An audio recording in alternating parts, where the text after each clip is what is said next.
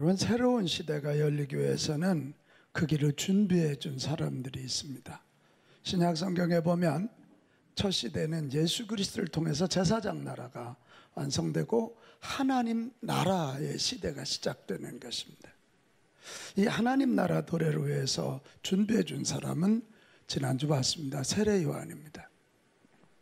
신약 성경에 그 다음 시대는 어떤 시대냐면 교회의 시대입니다. 한번 같이 할까요? 교회의 시대. 교회의 시대. 예수 그리스도가 부활 승천하시고 성령의 강림으로 인해서 교회가 시작되어서 교회를 통해서 영혼 구원과 하나님 나라 확장 작업을 했습니다. 근데 이 교회의 시대는 제자들에 의하여 시작됩니다. 예수님이 3년 동안 공생의 기간 훈련했던 제자들에 의하여 시작되는데, 그럼 이 제자들을 세우는 일의 단추는 누가 제공했느냐? 오늘 보려고 하는 안드레입니다. 같이 합시다. 안드레. 그러니까 이 안드레가 제자들을 세웠고 제자들에 의하여 교회의 시대가 열렸다, 이런 이야기입니다. 여러분, 이 안드레는 어부였어요. 어부. 그리고 이름 뜻이 남자다운이라는 뜻입니다. 근데 이름 뜻과는 조금 다르게 굉장히 내성적인 것 같아요. 신중해요. 조용해요. 하지만 그는 사도 요한과 함께 예수님의 첫 제자가 됐습니다. 자기의 스승 세례 요한이 예수님 지나가시는 모습을 보면서 저희가 하나님의 어린 양 메시아야, 그러니까 이 훗날 사도 요한이 되죠. 요한과 안드레가 예수님께 가서 예수님 만나보고 그분의 제자가 됩니다. 예수 믿습니다. 예수님을 통해서 내게 임한 하나님 나라를 받아들입니다. 그러니까 예수님의 첫 제자예요. 동시에 그는 자기만 믿은 게 아니라 자기 형 베드로를 전도합니다. 이 베드로를 전도해요. 그리고 이렇게 계속해서 그는 여러 사람을 예수님 앞으로 인도해요. 그러다가 오순절날 성령 충만을 받고 그는 저 러시아, 그리스, 스코틀랜드에 가서 복음을 전하다가 나중에 그리스도에서 69년 11월 30일 날 X자 십자가에 달려서 순교합니다. 십자가, 저 X자 보시죠? 저 X자에 달려서 마지막에 아멘, 주 예수의 영광을 받으시옵소서, 이렇게 이야기하고 순교하며 일생을 마칩니다. 근데 지금도 스코틀랜드라고 하는 나라에서는 이 안드레를 성인으로 추앙하면서 스코틀랜드 국기 한번 볼까요? 이래서 X자 십자가가 나와 있습니다. 스코틀랜드 사람들은 안드레를 최고의 신앙의 영웅으로 그렇게 받들고 있습니다. 성경에도 보면 안드레에 대한 보도가 13번 나오는데요, 아마 사도 요한과 가까웠던 것 같아요. 요한복음에 안드레 이야기가 참 많이 나와요. 그런데 이 13번 나올 때마다 안드레 이야기의 공통점은 뭐냐면 누군가를 예수님께 인도했어요. 다시, 안드레가 이야기가 나올 때마다 누군가를 예수님께 인도해서 그들이 예수 믿게 했고 교회의 지도자가 되게 했고 하나님 쓰시기에 좋은 일꾼 되게 했다는 거예요. 같이 합시다. 누군가를 인도했다. 누구에게로? 예수님께로. 이것입니다.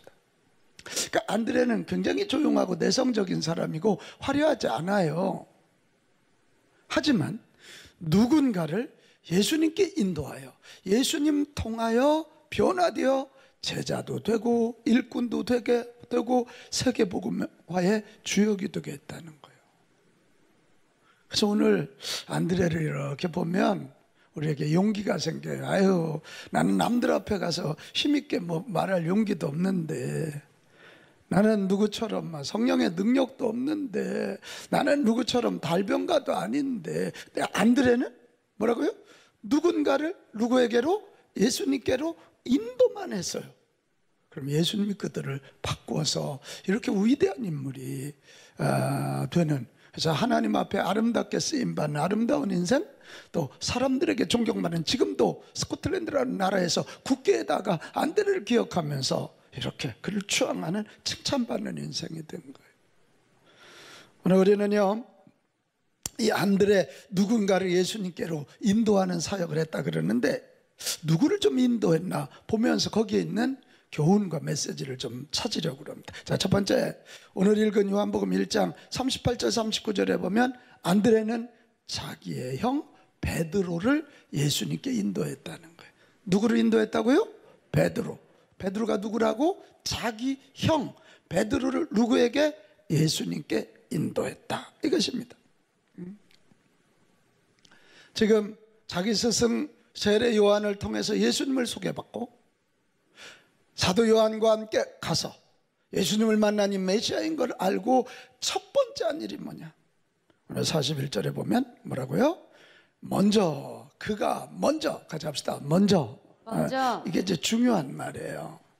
자꾸 우리는 뭐 전도 이런 얘기하면 먼 데를 생각하는데 아니라 먼저 자기의 형 시몬을 찾아. 시몬 베드로 얘기입니다. 우리가 메시아를 만났다고 하고 베드로를 예수님께로 인도합니다. 그랬더니 예수님이 안드레에 의하여 당신 앞에 온 베드로를 향해서 42절에 뭐라고 되어 있어요? 내가 요한의 아들 시몬이니 장차 개바라. 이 개바란 말이 반석이란 말이거든. 베드로란 말도 반석, 다 같은 뜻이에요.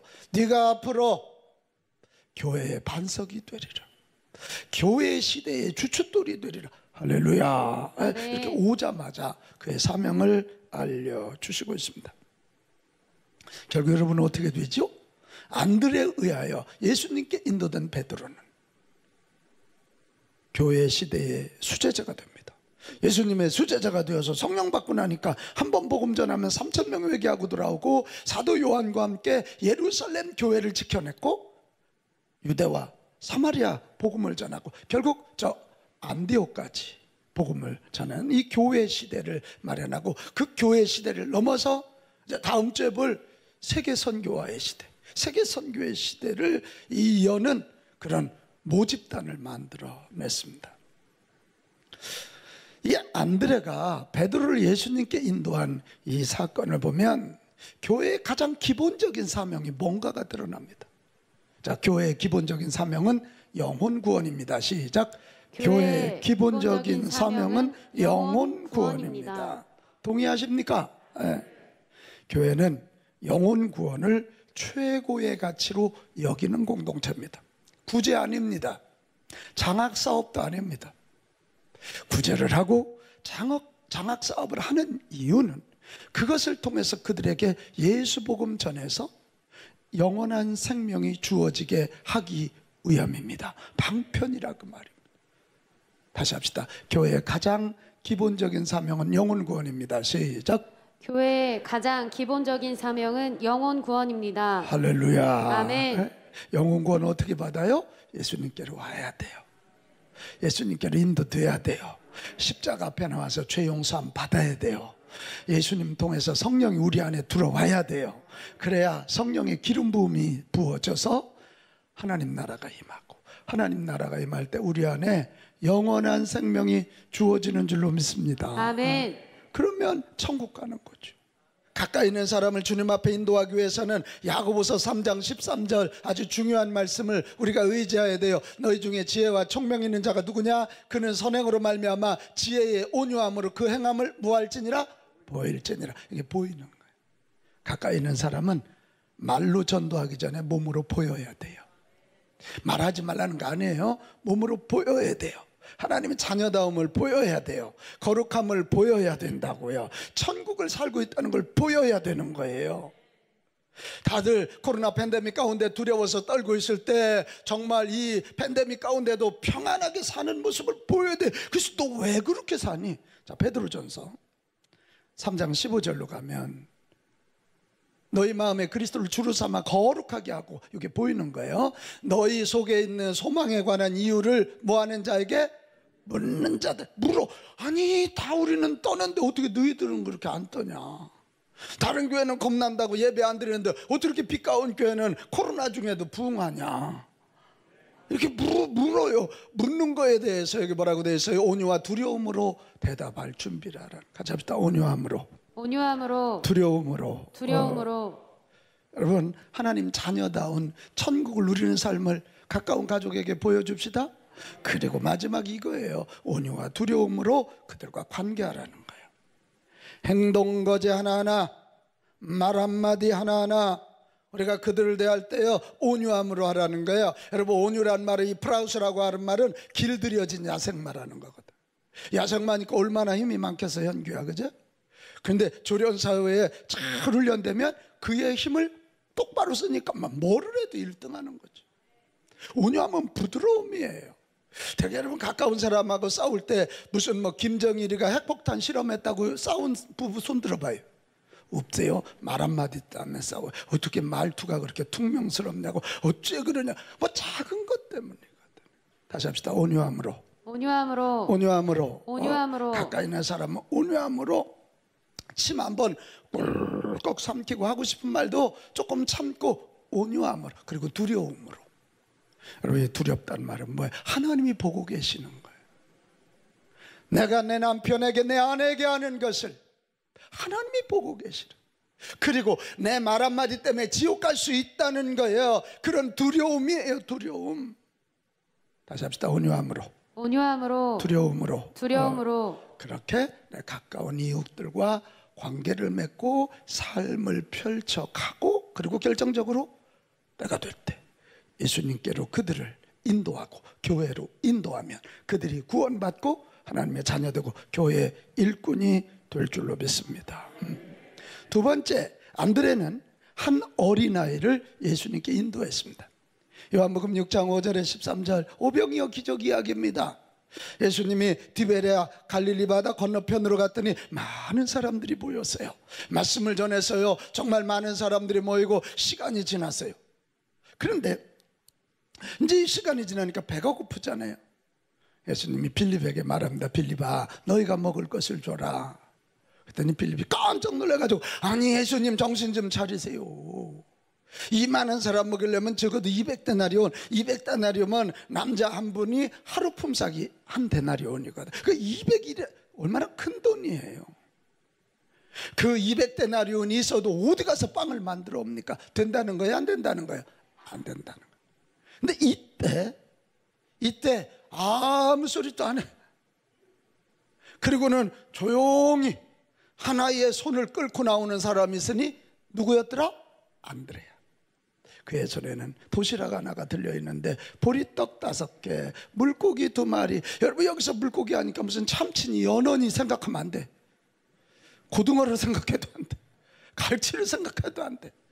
그 당시 여기 가난한 집의 도시락에는 그 갈릴리 바다에서 잡은 어린 아주 이 생선 중에도 작은 새끼 생선, 그거 튀겨서 넣어주는 거예요.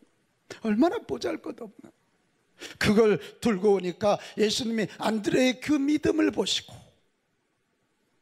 그걸 축복하니, 그리고는 말씀하세요.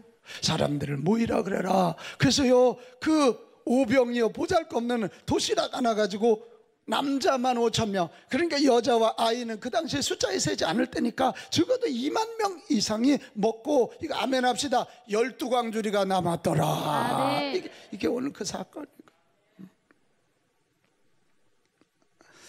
여러분, 이 사건은 교회 공동체가 무엇을 지향해야 교회가 다시 일어나고 그 교회가 이 사회와 이 지역과 온 세계에 영향력을 끼칠 수 있나를 보여줘요. 다시 합시다. 교회는 사랑의 공동체.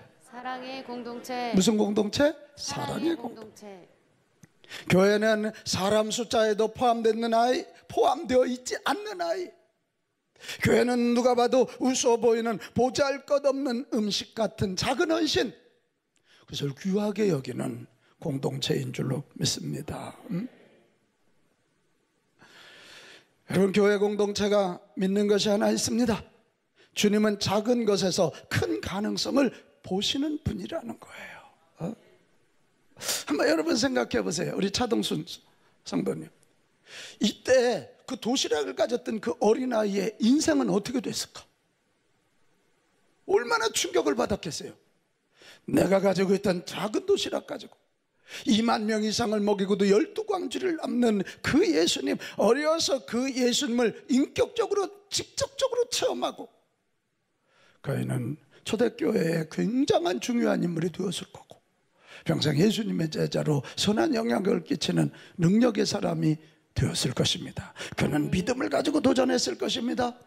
비록 여건 환경이 어려워도 내 앞에 오병이어 작은 도시락 하나 있을지라도 그 도시락을 붙잡고 그는 다시 일어났을 거고 다시 도전했을 거고 도전할 때 주님이 역사하시니 그는 큰 기적의 통로가 된 줄로 믿습니다. 아멘.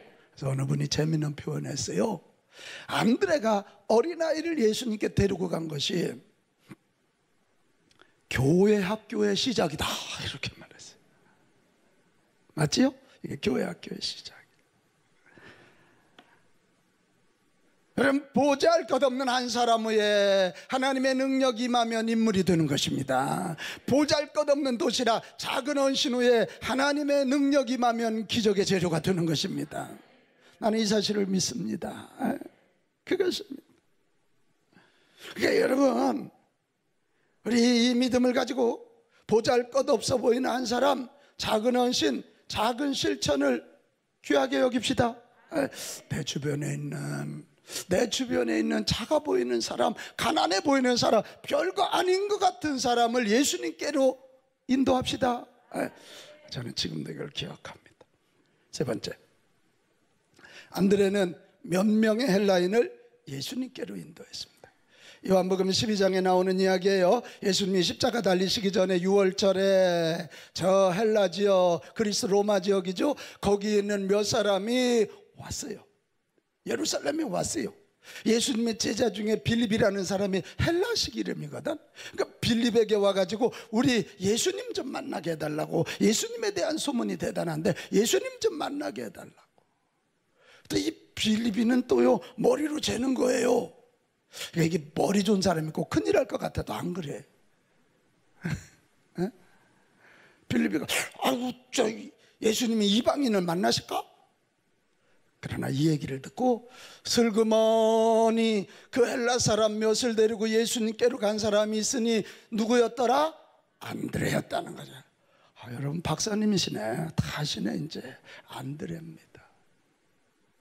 그 몇 사람 이방인들이 안드레에 의하여 예수님께 인도됐는데 그들이 거기서 예수를 믿기 시작하고, 여러분 이 사도행전이나 복음서에 보면 그 로마에 이상하게 예수 믿는 사람들이 있다. 그 사람들이 씨앗이 됐을 거고, 이 몇 명의 헬라인 중에 한 사람이 누가복음과 사도행전을 쓴 의사였던 누가였을 것이다. 이런 얘기를 하고 있는. 할렐루야. 바로 그것입니다. 오늘 우리는 이 헬라인 몇 사람을 예수님께로 인도한 안드레의 모습을 통해서 교회 공동체가 마지막으로 지향해야 할 사명 하나를 보게 됩니다. 같이 합시다. 세계복음화. 세계복음화. 바로 그것입니다. 교회는 나 하나 구원받는 대로 머무르면 안 돼요. 우리 가정 하나 복받는 대로 머무르면 안 되고, 우리 교회 하나 성장하는 데 머무르면 안 된다. 이게 나를 넘어서 이웃에게, 이웃을 넘어서 한 지역에, 한 지역을 넘어서 한 나라에, 한 나라를 넘어서 세계에. 그래서 가까이에는 우리 교회가 성장했으면 한국교회 살리고 한국교회와 힘을 합해서 민족복음화를 이루어야 되고, 민족복음화를 이룬 대한민국이 세계복음화의 그 지점까지 가야 되는 것입니다. 아멘. 이게 교회의 최종적인 목적이에요. 이 일이 너무 커서 불가능해 보이지만 아닙니다. 내 주변에 나와 스치는 그 사람들 중에 누가가 숨어 있다는 사실을 믿으시기 바랍니다. 내 주변에 멀리 있는 그들과 이제는 그냥 이렇게 스치는 사람인데, 한 단계 올라가서 통성명하고 대화하고, 한 단계 더 올라가서 서로 섬기고 돕고 관계를 맺고, 그리고 마지막 네 번째 단계가 뭐예요? 영적 관계를 맺어. 그래서 복음을 전하고 교회로 초청하고 여기 와서 예수 믿고 정착하는, 그리고 하나님께 쓰임받는. 앤드류 전도 전도법입니다. 이것이 안드레 전도법. 그제 우리 인도네시아 평신도 선교사로 나가 있는 최창숙 권사님이 사진을 보내왔어요. 참 감동이었어요. 우리 유재천 권사님 남편 북부 교육장까지 하고 간 분이잖아요. 최창숙 권사님도 교장 선생 출신이에요. 이분들이 가서 언어 선교하고, 그 다음에 고아원 하나, 당신들이 가지고 있는 돈으로 고아원 하나 만들었는데, 우리는 고아원 하면 꼭 영유아 생각하지만 저기는 조금 청소년들까지 받았습니다. 근데 저 아이들 세상에 작년에 고아원을 시작했는데 그 아이들 복음 놓고 했더니 저게 지금 뭐 하는 것 같아요? 조은아 집사님? 노방전도 하는 거예요. 그럼 이분이 감동을 하고, 목사님, 우리 아이들이 나가서 노방전도를 시작했어요. 자기들이 뿌린 씨앗은 요만해 보이는데 내 주변에 있는 누가들이잖아요. 저거 돈 없으니까 고아원에 온 아이들인데 그들에게 예수 복음 전했더니 예수님의 복음이 그들을 뛰게 하면서 저렇게 노방전도하는 자들이 되었습니다. 할렐루야. 이게 우리의 소망이지요. 이게 우리의 소망이에요. 사랑하는 여러분, 내게 허락된 내 이웃들이 있어요. 그냥 스쳐 지나지 마세요. 그들 중에 누가가 숨어 있다는 사실을 기억하고 그들에게 복음을 전하고 그들을 주님 앞으로 잘 인도할 수 있기를 축복합니다. 그들이 세계복음화의 주역이 된다는, 한 전당포 주인이었다가 예수를 믿은 사람이 복음을 전했어요. 전도해야 된다니까. 근데 어느 날 이 사람이 전도를 했는데 술주정뱅이한테 전주를 했어요. 그런데 술주정뱅이 얘기가 그 인생을 바꿨어요. 여보시오, 내가 정말 지옥과 천국이 있다는 걸 확신한다면 당신처럼 이렇게 소신 없이 전도하지 않겠소. 이 술주정뱅이 한마디가 이에 뒤통수를 쳐버렸어요. 술주정뱅이가 봐도 천국과 지옥을 믿는 가자고는 하면서 확신이 없어 보이는 거예요. 열정이 안 보이는 거예요. 이 말에 충격을 받은 그 사람은 그때부터 열렬하게 전도했고 구제활동을 펼칩니다. 그게 누구냐? 1878년 구세군을 창시한 윌리엄 부스, 한 시대 영국을 바꾸었던 위대한 인물, 세계의 구세군을 만들었던 위대한 인물 윌리엄 부스가 된 것입니다. 여러분, 우리 적당히 하지 말고, 안드레가 결국 X자 십자가에서 순교한 이유가 뭐겠어요? 절박함으로 목숨을 걸었기 때문 아닙니까? 우리 절박함으로 목숨을 걸고 내 주변에 있는 누가들을 찾아냅시다. 아멘. 그리고 세계복음화를 위해서 여러분 돈도 열심히 좀 벌으세요. 그래서 선교사도 보내고 해외에 교회도 짓고 내 주변의 인물 누가를 찾아내서 그들을 또 선교사로도 보내고. 할렐루야. 아멘. 그렇게 안드레처럼 무슨 활달하지 못하고 대중전도 못하고 천사의 말을 못하고 큰 능력이 없어도 안드레처럼 가까이 있는 사람, 내 가족부터 내 주변에 있는 작은 사람부터, 내가 아직은 잘 모르지만 내 주변에 누가라고 하는 위대한 하나님의 일꾼이 숨겨져 있다는 사실을 알고 내게 허락된 그 사람들에게 예수 복음 전하고 그들을 주의 교회로 예수님 앞으로 인도하는 저와 여러분이 됩시다. 이거 쉬운 일 아니에요. 어려워요. 하지만 하나님이 기억하실 것이고 그것이 우리가 우리 이웃에게 줄 수 있는 최고의 사랑이기 때문인 줄로 믿습니다. 영국 선교의 개척자 허드슨 테일러가 어느 날 자기 고국 영국에 돌아왔더니 많은 중국 선교사 지망생들이 모여 있어요. 그때 허드슨 테일러가 묻습니다. 당신 왜 중국 선교사로 가려고 그럽니까? 그랬더니 한 사람이 중국에 있는 수많은 영혼들이 멸망을 향해 달려가고 있기 때문입니다. 좋은 얘기죠. 그 옆에 있는 다른 한 젊은이가 그것이 중국을 변화시킬 수 있는 유일한 길이기 때문입니다. 그때 허드슨 테일러가 다 좋은 얘기입니다. 그런데 저는 그 어마망청한 목표 아니에요. 저는 한 가지 때문입니다. 저는 중국 사람들을 사랑하기 때문입니다. 그들을 사랑하기 때문에 가지 않을 수 없고 내 모든 것을 쏟아놓지 않을 수가 없습니다.